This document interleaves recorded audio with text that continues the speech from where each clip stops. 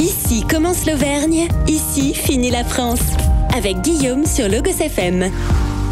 Vous l'avez forcément remarqué, cela fait un peu plus d'un an que dans plusieurs villes de la métropole de Clermont-Ferrand, sobriété énergétique oblige, l'éclairage public est éteint sur tout ou partie de la ville. À Clermont, par exemple, l'extinction des feux se fait de minuit à 6 h du matin, hormis pour des raisons de sécurité et d'activité, le centre-ville, la gare ou le parcours du tramway. C'est tout de même 60% du parc qui a été éteint et le bilan, semble-t-il, aujourd'hui est très clair, comme l'explique Rémi Chabria.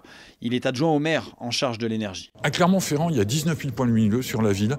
Il y en a 12 000 qui éteignent depuis début novembre 2022, sachant que depuis 10 ans, depuis 2013, on avait déjà un système de télégestion très performant qui fait qu'on abaissait à 50% sur la moitié de la nuit sur l'ensemble des points lumineux.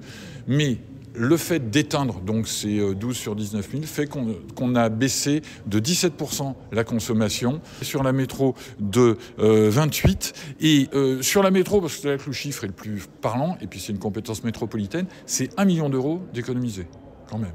Alors si l'éclairage représente généralement plus d'un tiers de la facture d'électricité d'une commune, pour les habitants, cette nuit noire a de quoi déboussoler. Moi franchement j'ai pas d'avis particulier sur la question. Le seul truc qui me dérange effectivement c'est le matin quand je pars à 4 ou 5 heures pour aller travailler.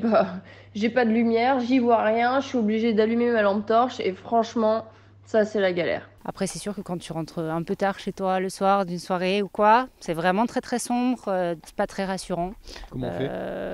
Le téléphone, éclairage du téléphone, voilà, et on se dépêche. Selon la police nationale, aucune recrudescence d'agression ni même d'accident ne serait à recenser.